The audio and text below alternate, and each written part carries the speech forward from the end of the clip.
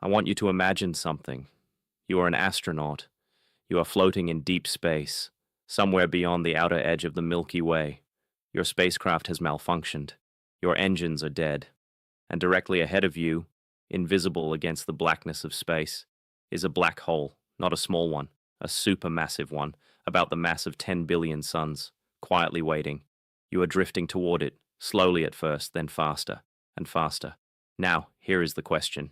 What do you actually experience? Not what the movies show you, the dramatic spinning vortex, the blinding light, the heroic last transmission.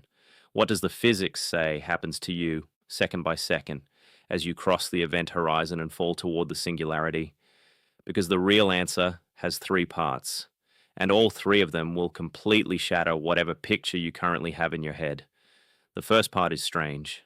The second part is deeply unsettling. And the third part, the one involving Stephen Hawking, is one of the greatest unsolved mysteries in all of modern physics. Buckle up, we are going in. G'day, and welcome back to Curious Physics AU, the channel where we go to the most extreme corners of the universe and come back with the honest physics. No Hollywood nonsense, no oversimplification, just the genuine, extraordinary truth. I am Abdullah, and today we are doing something I have wanted to do for a long time on this channel. We are going to follow a fictional Australian astronaut, let us call her Dr. Matilda Chen, all the way into a supermassive black hole, step by step, using real physics. And along the way, we are going to encounter some of the most mind-bending phenomena in all of general relativity and quantum mechanics.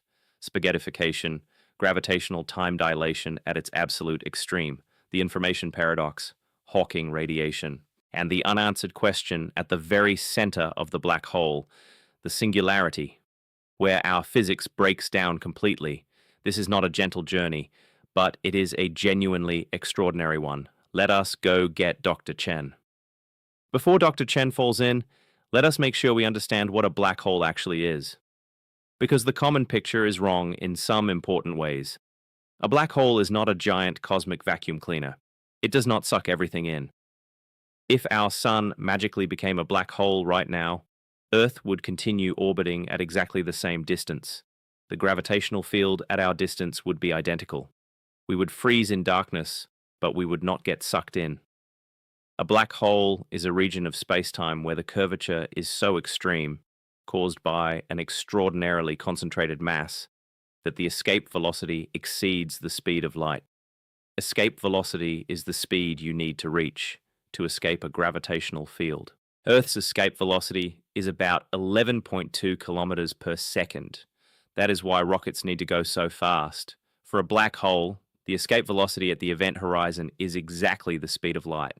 Since nothing with mass can reach the speed of light, and since light itself cannot escape from inside the event horizon, nothing that crosses that boundary can ever get back out.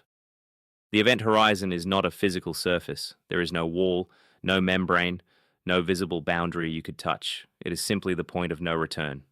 The radius at which the geometry of space-time becomes so warped that all paths, including paths taken by light, curve inward, toward the singularity at the center. There are three main types of black holes. Stellar black holes, formed when massive stars collapse, with masses between about 5 and 100 solar masses. Intermediate black holes, still poorly understood, with masses between hundreds and thousands of solar masses. And supermassive black holes, lurking at the centers of most galaxies, with masses ranging from millions to billions of solar masses. The one Dr. Chen is falling into, 10 billion solar masses, is a supermassive black hole. And that size matters enormously for what she experiences, in ways that will genuinely surprise you. All right, Dr. Chen is drifting toward our supermassive black hole. Let us follow her in real time. From a safe distance, the black hole is invisible, pure blackness against the stars. But it is not entirely without visual drama. Behind the black hole, the light from stars on the far side is being bent around it by gravitational lensing. Dr. Chen sees a ring of distorted starlight, an Einstein ring, wrapping around the darkness. The background stars appear smeared and warped into arcs and loops. It is extraordinary. The universe behind the black hole, stretched and folded by curved space-time, visible around its edges. As she gets closer, something else happens. The stars ahead of her begin to appear more concentrated. Light from a wide area of sky is being focused toward her. The universe seems to compress ahead of her. She can see stars she should not be able to see, from directions that should be behind the black hole. Her radio communications to the ship behind her are becoming increasingly redshifted. Her voice sounds lower and lower in pitch to the crew because light is losing energy climbing out of the increasingly deep gravitational well.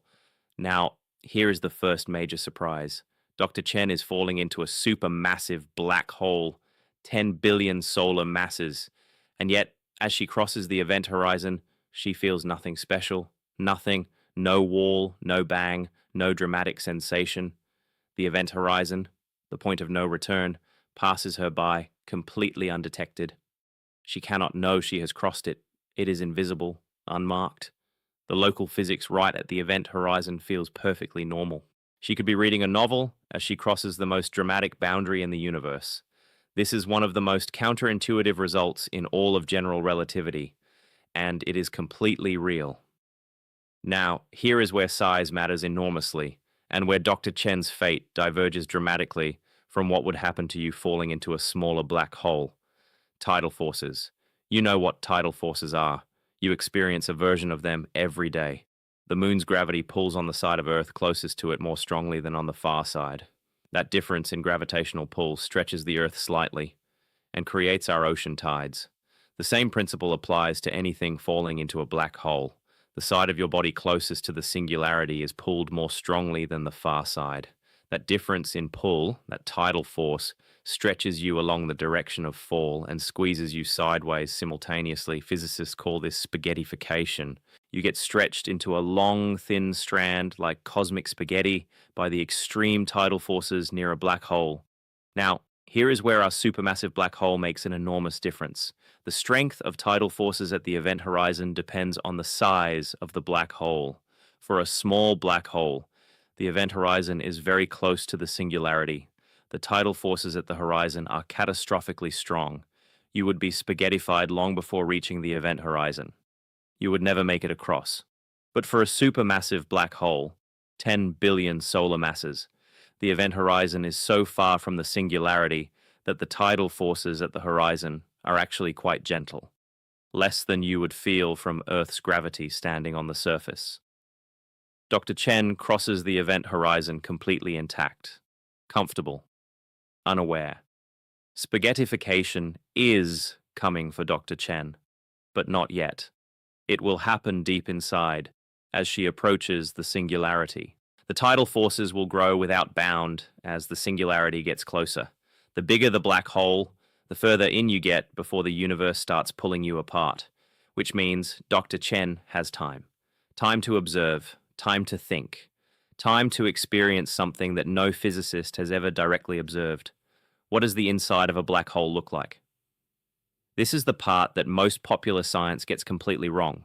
Movies show the inside of a black hole as a dark tunnel with a bright singularity at the end, or a swirling vortex, or a portal to another dimension. Physics says something different and stranger.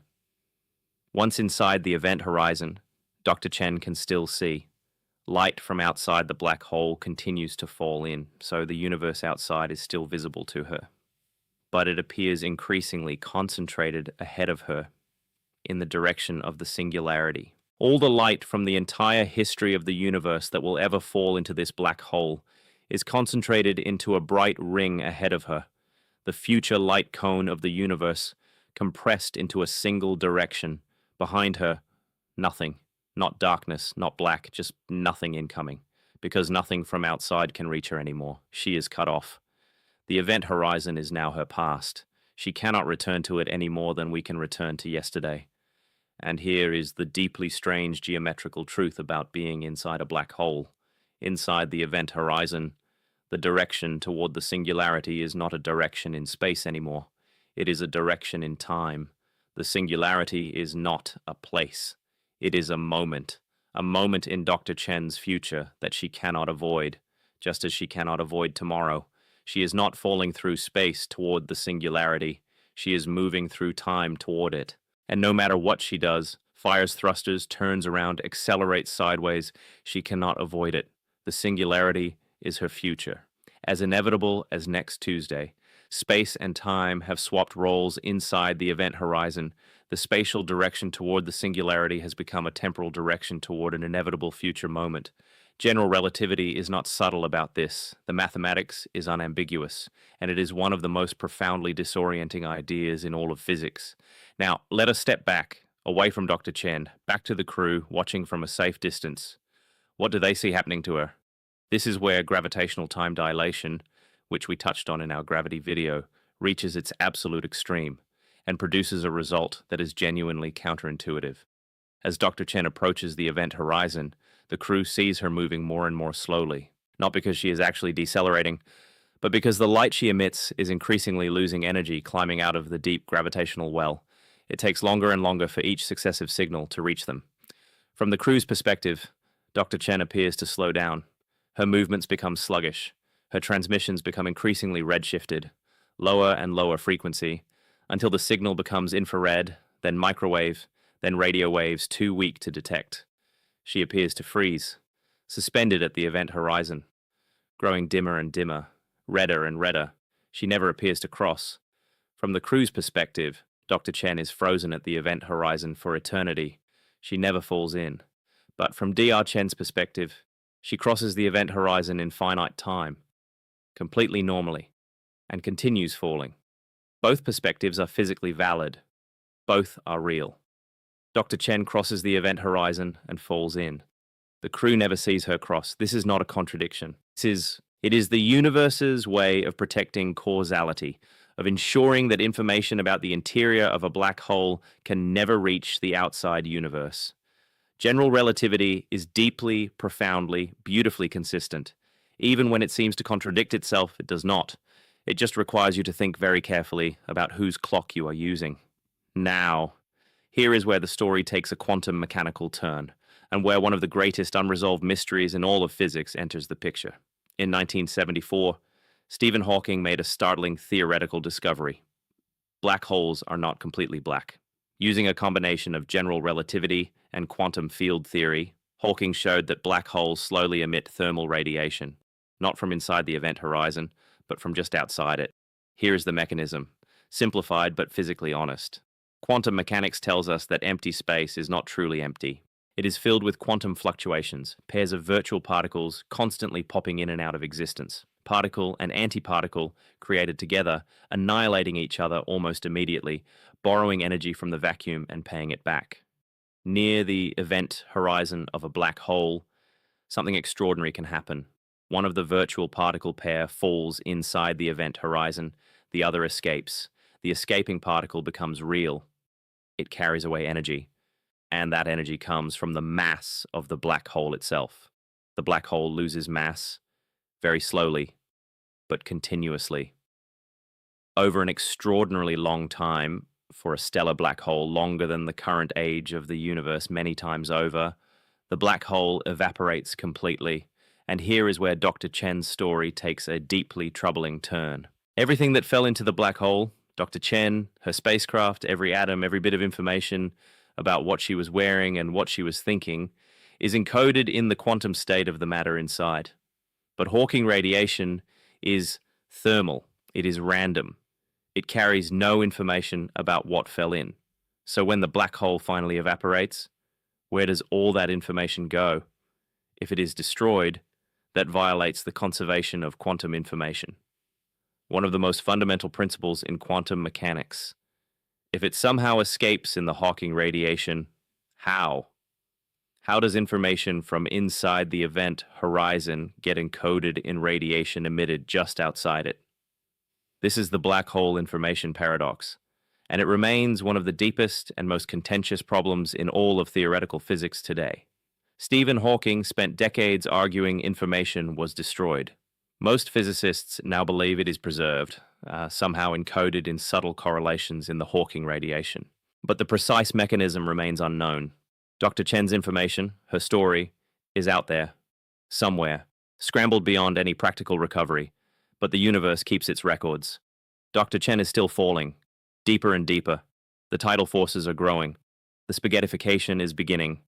And ahead of her, in her inevitable future, is the singularity. What is the singularity? In general relativity, the singularity is a point where space-time curvature becomes infinite, where the density of matter becomes infinite, where the equations of general relativity break down completely and produce meaningless results. Infinite density, infinite curvature, infinite temperature. In physics, when your equations produce infinity, it is almost always a signal that your theory is incomplete, that you are applying it beyond its range of validity.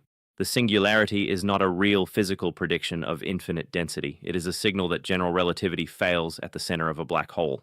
That a more complete theory, quantum gravity, is needed to describe what actually happens there. Does the singularity actually exist as a physical object? Almost certainly not, in the way general relativity describes it. What replaces it? In a fully quantum gravitational description, we do not know. Some theories suggest the matter is compressed to the Planck density, the maximum density quantum mechanics allows. Some suggest a bounce, a new expanding universe on the other side. Some suggest the information is stored on the event horizon itself, the holographic principle. For Dr. Chen, at the moment she reaches whatever the singularity actually is, our physics stops. We cannot follow her any further with current understanding. She reaches the frontier, the edge of the map, the place where the known laws of physics run out. And perhaps, one day, a physicist sitting in a university somewhere in Australia, building on everything we know today, will figure out what is actually there. That question is open, right now, waiting. Before we leave Dr. Chen, let us connect this to the real black holes in our universe, because they are not fictional. At the center of our own Milky Way galaxy, about 26,000 light-years from Earth, sits a supermassive black hole called Sagittarius A star. It has a mass of about 4 million suns. In 2019, the Event Horizon Telescope collaboration captured the first ever image of a black hole in a galaxy called M87, 55 million light-years away. A black hole with a mass of 6.5 billion suns. And in 2022, the same collaboration captured the first image of Sagittarius A star, our own galaxy's central black hole. Both images show the same feature, a bright ring of superheated gas, the accretion disk surrounding a dark central region, the shadow of the event horizon. And Australian scientists were part of making those images possible. The Australia Telescope Compact Array, operated by CSIRO, contributed to the global network of radio telescopes that formed the Event Horizon Telescope. Australian dishes, Australian engineers, Australian data, helping humanity see a black hole for the first time. Those images, those dark circles with their glowing rings, are not artist impressions. They are photographs, real data, real black holes. The things we have been discussing today, event horizons, gravitational lensing, accretion disks, they are not theoretical. They are photographed, measured, confirmed. General relativity, as extreme and counterintuitive as it is, matches every observation we have ever made. The universe is stranger than we imagined, and we have the pictures to prove it. So let us bring it all together. The journey of Dr. Matilda Chen into a supermassive black hole. From a safe distance, she sees gravitational lensing, Einstein rings, the universe warped around the darkness. Crossing the event horizon, she feels nothing. It is invisible, unremarkable. The point of no return passes without ceremony.